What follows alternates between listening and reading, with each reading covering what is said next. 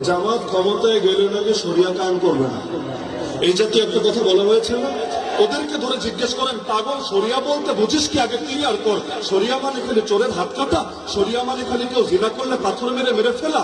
এর বাইরে শরিয়ার কোনো শিক্ষা নাই? আর আল্লাহ যেটা বলেছেন সেটাই তো শরিয়া, নবী যেটা শিখিয়েছেন সেটাই তো শরিয়া। জামাত কি বলছে? ক্ষমতায় গেলে ইনসাফ কায়েম করব।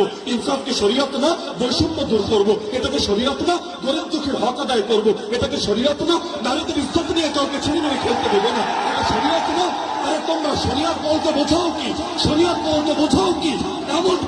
এমনকি তারা যে প্রলোভন দিচ্ছে ক্ষমতায় গেলে তারা শরিয়ত কায়েম করে উল্টিয়ে ফেলবে।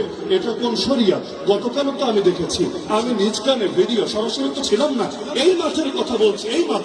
এই মাঠে আমার নাম ধরে নিকৃষ্ট ভাষায় গালিগালাজ করা হয়েছে নাকি হয় নাই?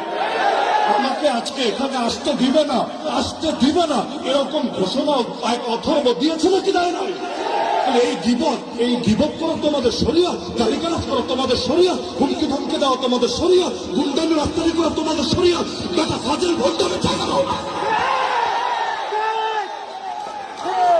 যতদিন একসাথে থাকো তখন কোনো দোষ নজরে পড়ে না, যখন আলাদা হও তখন ফতোয়া দিতে দ্বিধা করো না।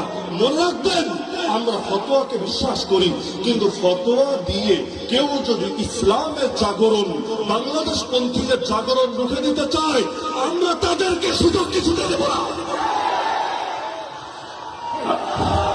আমার সর্বশেষ পয়েন্ট, ভোট হলো আমানত, ভোট হলো ওয়াকালত, ভোট হলো সুপারিশ।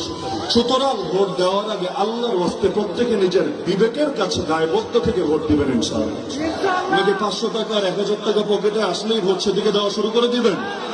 কেউ যদি টাকার বস্তা নিয়ে নামেও, ইতিমধ্যে হয়তো নেমে গিয়েছেও, টাকার বস্তা নিয়ে নামলেও যদি আপনাদেরকে 500-1000 দিয়ে বলে এটা হাদিয়া দিলাম, ভোটটা আমাদেরকে দিয়ে দিও, আপনি মাথার মধ্যে রাখবেন, হাদিয়াই যদি দাও, ঘোষণা হাদিয়াই যদি দাও, তো হাদিয়া দেওয়া সুন্নাত, হাদিয়া নেওয়া সুন্নাত, কিন্তু হাদিয়ার তো আর বিনিময় হয় না। তোমাদেরকে একটা থ্যাংক ইউ দিয়ে দিলাম, যা ভাগো, কিন্তু আমরা ভোট আজাদ ভাই ছাড়া অন্য করে দিব না ইনশাআল্লাহ। যারা আছেন সবাই কোরআনের পাখি।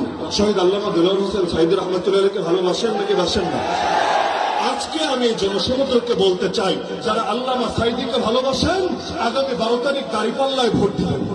যারা আগামীর প্রধানমন্ত্রী ডক্টর শফিকুর রহমানকে ভালোবাসেন, আগামী 12 তারিখে দাঁড়িপাল্লায় ভোট দিবেন।